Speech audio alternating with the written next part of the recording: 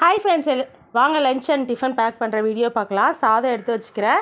அப்புறம் இன்றைக்கி புடலங்காய் பொரியல் சொல்லியிருந்தேன், அதுவுமே கொஞ்சம் நிறையா எடுத்து வச்சுக்கிறேன். அப்புறம் கருவாட்டு குழம்பு கொஞ்சம் நிறையா எடுத்துக்கிறேன். எனக்கு ஒரு டவுட் என்னன்னு தெரியல, இந்த ஜென்ரேஷனில் நிறையா பேருக்கு இந்த கருவாடு ஸ்மெல்லே பிடிக்க மாட்டேங்குது. நம்மளோட ஜென்ரேஷனில் வந்து யாராவது ஒருத்தவங்களுக்கு தான் இந்த கருவாடு பிடிக்காமல் இருக்கும், மோஸ்ட் ஆஃப் மெம்பர்ஸ்க்கு பிடிக்கும். ஆனால் இப்போ யாருக்குமே பிடிக்கல, யாருக்காவது ஒருத்தவங்களுக்கு தான் பிடிக்குது. அது என்ன ரீசன்னே தெரியல. இவங்களுக்குலாம் நிறைய ஆப்ஷன்ஸ் இருக்குது சாப்பிட்றதுக்கு, அப்படின்றதுனால பிடிக்கலையா என்னன்னு தெரியல. எனக்கு நல்லா ஞாபகம் இருக்குது, நான் சின்ன பிள்ளையாக இருக்கும்போது எங்கள் அம்மா நிறையா காயெல்லாம் போட்டு இந்த கருவாட்டு குழம்பு வச்சாங்கன்னா நான் 3 வேளை கூட அந்த கருவாட்டு குழம்பு சாப்பிடுவேன். எனக்கு அவ்வளோ பிடிக்கும், சாப்பிட்டுட்டே இருப்பேன். எனக்கு பிடிக்குன்றதுக்காக எங்கள் அம்மா நிறையாவே செய்வாங்க.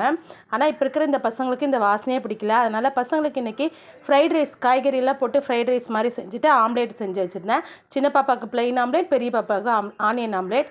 அதுக்கப்புறம் இவங்களுக்கு இந்த கேக் இருந்தது, அதை ஸ்நாக்ஸாக கொடுத்துட்டேன். தோசையும் நேற்று அரைச்ச சட்னியும் இருந்தது, அதை நான் பேக் பண்ணிக்கிட்டேன். அவ்வளோதான் ஃப்ரெண்ட்ஸ். வீடியோ பிடிச்சிருந்தா